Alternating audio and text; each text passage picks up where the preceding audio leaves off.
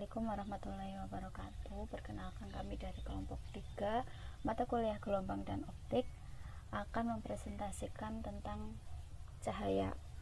Kelompok kami beranggotakan Fredita Nindi Astari, Fadilah Febriana, Dani Maulia, Dinta Eka Wulandari, Rizky Ciptaningrum, dan Lutfi Kaidaratul Muna.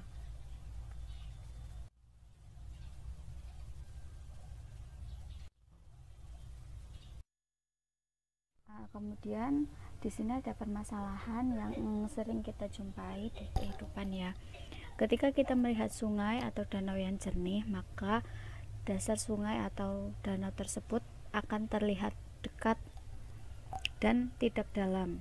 Nah, kemudian muncul pertanyaan, mengapa hal tersebut dapat terjadi? Nah, permasalahan tersebut ada kaitannya dengan sifat-sifat cahaya. Sebelum kita masuk ke sifat-sifat cahaya, apa sih cahaya itu? Nah, cahaya merupakan radiasi gelombang elektromagnetik yang dapat dideteksi mata manusia. Karena itu, cahaya selain memiliki sifat-sifat gelombang secara umum, misal dispersi, interferensi, difraksi, dan polarisasi, juga memiliki sifat-sifat gelombang elektromagnetik, yaitu dapat merambat melalui ruang hampa. Kemudian ada dua jenis cahaya, yaitu cahaya polikromatis dan cahaya monokromatis. Cahaya polikromatis adalah cahaya yang terdiri dari banyak warna dan panjang gelombang. Contoh dari cahaya polikromatis adalah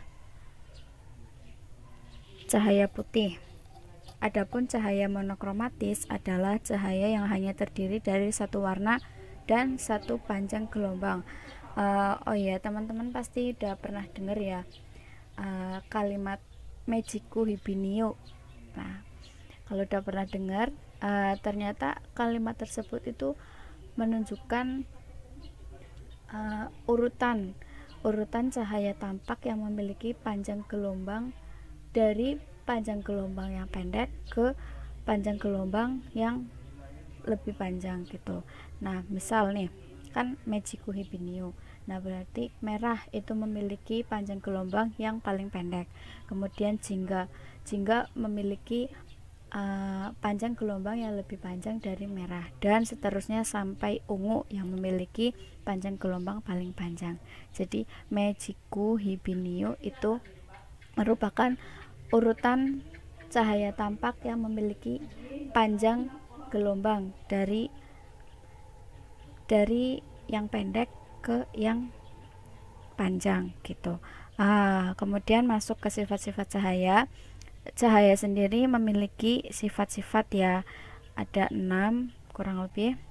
Yang pertama yaitu merambat lurus, kemudian yang kedua dapat dipantulkan, yang ketiga dapat dibiaskan, yang keempat dapat diuraikan, yang kelima dapat diserap, dan kemudian yang terakhir cahaya dapat disearahkan. Sifat cahaya yang pertama yaitu memiliki rambatan yang lurus. Secara natural, arah rambatan sebuah berkah cahaya akan cenderung lurus. Sifat ini terjadi jika cahaya melewati suatu medium perantara. Nah, arah rambat cahaya tersebut akan berubah ketika ada gangguan dari medium rambat, pergerakan sumber cahaya, dan sebagainya. Contoh dari cahaya merambat lurus ini dapat kita lihat ketika kita menyalakan senter. Nah, ketika senter itu dinyalakan, maka cahaya yang keluar itu akan merambat lurus. Kemudian, sinar matahari yang merambat lurus ke bumi. Itu merupakan contoh dari cahaya yang memiliki sifat merambat lurus.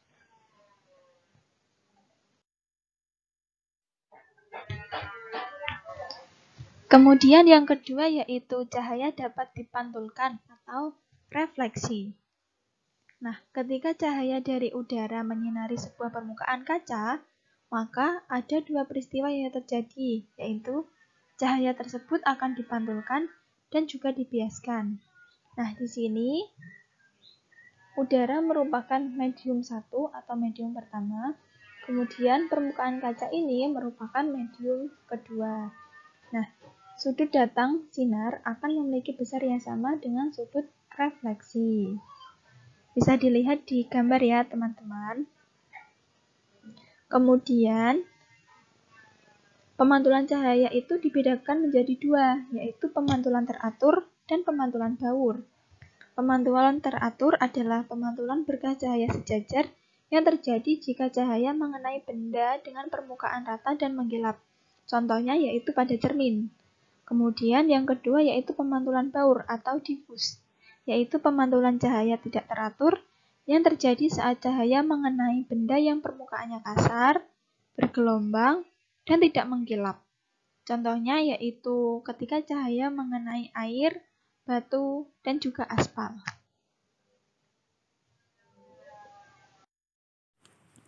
Sifat cahaya yang ketiga yaitu cahaya dapat dibiaskan atau refraksi. Pembiasan merupakan perubahan arah cahaya datang yang merambat dari sebuah medium ke medium lain. Besar perubahan arah atau pembelokan yang dihasilkan bergantung pada indeks bias dari kedua medium dan dapat dideskripsikan oleh hukum Snellius, yaitu N1 kali sin theta 1 sama dengan N2 kali sin theta 2. Di sini terdapat contoh dari medium kurang rapat menuju medium rapat. Medium kurang rapat yaitu pada udara dan medium rapatnya itu pada air. Jika cahaya datang dari medium kurang rapat atau dengan indeks bias kecil ke arah medium rapat dengan indeks bias besar, maka arah rambat cahaya akan belok mendekati garis normal, sehingga sudut datang R lebih kecil daripada sudut bias I. Kemudian yang kedua, jika cahaya datang dari medium rapat atau indeks bias besar ke medium kurang rapat indeks bias kecil, maka arah rambatan cahaya akan dibelokkan menjauhi garis normal, sehingga sudut datang R lebih besar dari sudut bias I. Nah, selanjutnya yaitu cahaya dapat diuraikan atau dispersi. Sir Isaac Newton menunjukkan bahwa jika sebuah polikromatik melewati prisma, maka sinar tersebut dapat dipisahkan dengan panjang gelombang yang berbeda atau monokromatik. Pemisahan cahaya tampak menjadi cahaya dengan warna berbeda dinamakan sebagai dispersi cahaya. Selanjutnya, cahaya dapat diserap atau absorpsi. Ketika sinar datang masuk ke dalam sebuah material transparan, sebagian energi dari cahaya tersebut akan terdisipasi atau berkurang menjadi energi panas, yang juga mengurangi intensitas cahaya tersebut. Absorpsi cahaya terjadi secara selektif untuk gelombang cahaya yang berbeda. Hal ini merupakan cara mata kita untuk melihat warna benda di sekitar kita. Nah, yang keenam, cahaya dapat disearahkan atau polarisasi. Cahaya dapat disearahkan atau polarisasi yaitu cahaya normal merambat ke segala arah tegak lurus dengan arah rambatannya. Jika cahaya terbatas untuk hanya merambat di satu arah bidang, maka cahaya tersebut dapat dikatakan terpolarisasi. Kalian dapat melihat gambar di samping ini. Yang selanjutnya adalah interferensi cahaya. Interferensi cahaya terjadi karena adanya perpaduan dua gelombang cahaya. Interferensi cahaya ini sendiri terbagi menjadi dua, yaitu yang pertama adalah interferensi celah ganda dan interferensi pada lapisan tipis. Untuk interferensi celah ganda dibagi lagi menjadi dua, yaitu interferensi maksimum atau garis terang dan juga interferensi minimum atau garis gelap. Garis gelap terjadi apabila gelombang cahaya berinterferensi saling memperlemah atau bersifat destruktif. Sedangkan untuk interferensi garis terang terjadi karena gelombang cahaya berinterferensi memperkuat atau bersifat konstruktif. Untuk rumusnya, pertama interferensi garis terang, yaitu D dikali P per L sama dengan M lambda, atau D sin theta sama dengan M lambda. Untuk D adalah jarak antar celah bersatuan meter. Untuk theta adalah sudut yang dibentuk oleh berkas cahaya dengan garis mendatar. Untuk M adalah pola interferensi atau orde, biasa disebut orde, dengan nilai M berupa 0, 1, 2, 3, dan selanjutnya. Untuk lambda adalah panjang gelombang cahaya bersatuan meter. Untuk L adalah jarak celah ke layar atau bersatuan meter. Dan untuk P, jarak terang atau jarak gelap pusat. P adalah jarak terang atau gelap pusat ke terang atau gelap M. Misal pusat ke gelap M, misal gelap M-nya kedua, berarti itu P bersatuan meter. Sedangkan untuk interferensi garis minimum yaitu dP per L sama dengan M setengah lambda, atau D sin T sama dengan M setengah lambda. Yang perlu diingat atau yang perlu diingat adalah untuk interferensi maksimum tidak ada pengurangan min setengah. Jika interferensi minimum terdapat pengurangan min setengah. Yang kedua adalah interferensi pada lapisan tipis. Interferensi pada lapisan tipis ini dapat terjadi atau dapat diamati pada saat kita bermain gelembung sabun. Gelembung sabun ketika ditiupkan, maka kita akan melihat sebuah pelangi di dalamnya. Hal itulah yang disebut interferensi lapisan tipis. Selain itu, pada saat kita kecil dahulu, kita menggunakan kaset atau lempengan kaset itu yang berwarna putih, tidak ada gambarnya itu, ketika kita sinari dengan sinar matahari, di bawah sinar matahari langsung, maka akan terbentuk sebuah pelangi. Nah, itulah terjadinya peristiwa interferensi pada lapisan tipis. Untuk syarat terjadinya interferensi pada lapisan tipis adalah yang pertama, terjadinya interferensi maksimum atau garis terang, yaitu berumus 2N dikali D cos R sama dengan M setengah lambda. Yang kedua, terjadinya interferensi minimum, yaitu 2N dikali D cos R sama dengan M lambda.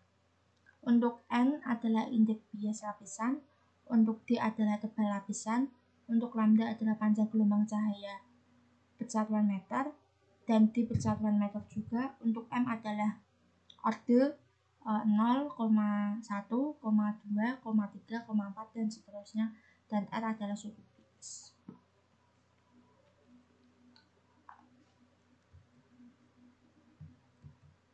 Kemudian yang kedua adalah difraksi cahaya. Difraksi cahaya sendiri adalah sebuah peristiwa pelenturan cahaya yang akan terjadi jika cahaya melalui celah yang sangat sempit. Bisa dibayangkan ketika teman-teman saat sedang lampu mati, teman-teman membuat atau mengambil sebuah kertas yang dilubangi dengan jarum ataupun ujung pensil yang sangat lancip. Kemudian teman-teman soroti lampu atau senter atau lilin atau apapun itu yang berupa cahaya, maka cahaya tersebut akan melalui celah yang sangat sempit. Kemudian cahaya dipantulkanlah ke tembok ya. Misal dipantulkan ke tembok, maka cahaya tersebut akan melalui celah tipis kemudian akan terdapat di tembok itu. Cahayanya bisa terlihat di tembok maksudnya.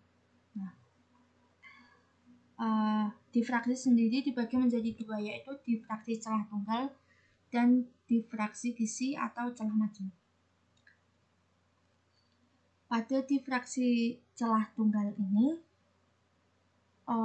terlihat adanya garis gelap pada interferensi,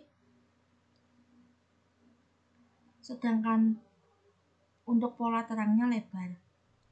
Terang pusat akan melebar setengah bagian lebih lebar pada kedua sisi.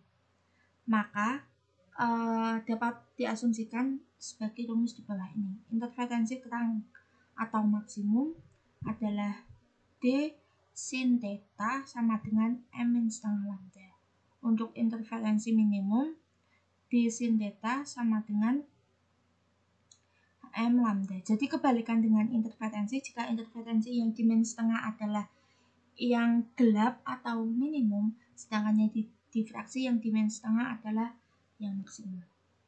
Yang kedua adalah difraksi kisi atau difraksi celah majemuk. Difraksi kisi atau celah majemuk ini merupakan sebuah celah atau celah-celah sempit yang tertata rapi dengan jarak yang cukup dekat. Jadi kalau celah tunggal tadi kertas dibolongin atau dilubangi dengan pensil atau jarum, nah itu celah tunggal. Terus untuk celah majemuk, misal kita membolongi kertas tersebut dengan 3 celah yang ukurannya sama, maka dapat diasumsikan dengan rumus D sama dengan 1/n, di mana D adalah konstanta kisi dan N adalah jumlah garis pada kisi dengan panjang tertentu tadi.